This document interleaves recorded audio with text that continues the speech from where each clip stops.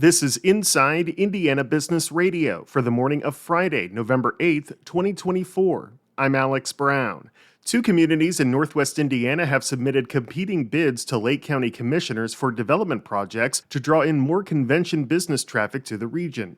The city of Gary has teamed up with Hard Rock Casino Northern Indiana, and its pitch calls for an expansion of the Hard Rock campus near I-80-94. The city is proposing a 145,000 square foot convention center with outdoor event spaces right next to a new $260 million Hard Rock hotel, and plans also call for two additional hotels to go up across the street. Meanwhile, the city of Hobart is proposing a 150,000 square foot center that would be less than 30 minutes away from the Gary site. Hobart wants to put the center near I-65 on a site called Patriot Park. Proposed developments in Hobart's pitch include a 250-room hotel and restaurant, as well as additional mixed-use buildings. Lake County commissioners are expected to decide on one of the plans at some point before June 1st of next year. Taft, Stetness, and Hollister is starting a new infrastructure advisory business. The law firm said Taft Infrastructure Advisors will be based in Washington, D.C., and will complement its public infrastructure law group led by Indianapolis partner Tom John. Dave Ricks, the CEO of Indianapolis-based Eli Lilly and Company, is the recipient of the 2024 August M. Watanabe Life Sciences Champion of the Year Award. BioCrossroads said Ricks is being recognized for his contributions to Indiana's life sciences sector and his global impact on healthcare innovation.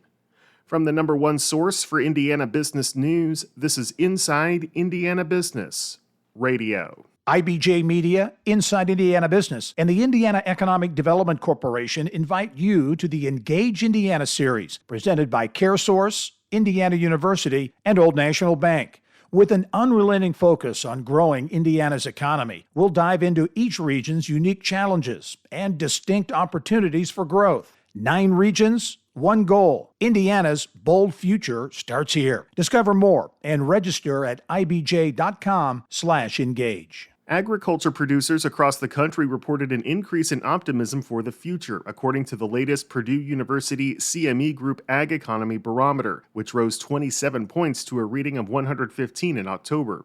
Purdue's Jim Mintert said the results indicate that many farmers believe economic conditions may strengthen in 2025, avoiding an extended downturn in the farm economy. We continue to ask the question, looking at the next year, what are your biggest concerns for a farming operation? Still high input cost and low crop and livestock prices, the top two concerns. As the year has progressed, people have become more and more concerned about low crop and livestock prices. And of course, the focus is mostly on the crop side there. And on the third component, the third highest risk, rising interest rates, that one's gone the other direction. Beginning of the year, roughly 1 out of 4 people were worried about rising interest rates. This survey, I think it was 15%. So fewer people worried about interest rates, but we are still very concerned about high input costs, people worried about locking in high break-evens, and then correspondingly getting kind of a cost-price squeeze because of relatively low prices. You can connect to the full survey results at InsideIndianaBusiness.com.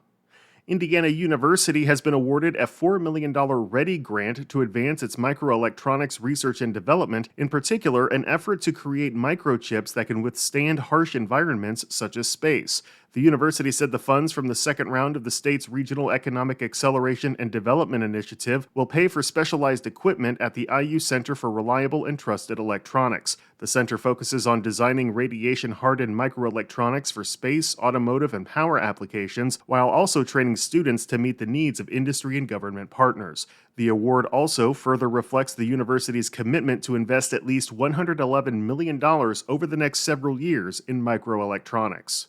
Community Health Network Chief Transformation Officer Patrick McGill is this week's guest on the Business and Beyond podcast with Gary Dick, presented by PNC, a weekly conversation with high-profile Hoosiers in business, sports, and entertainment, and beyond. Available now from your favorite podcast provider.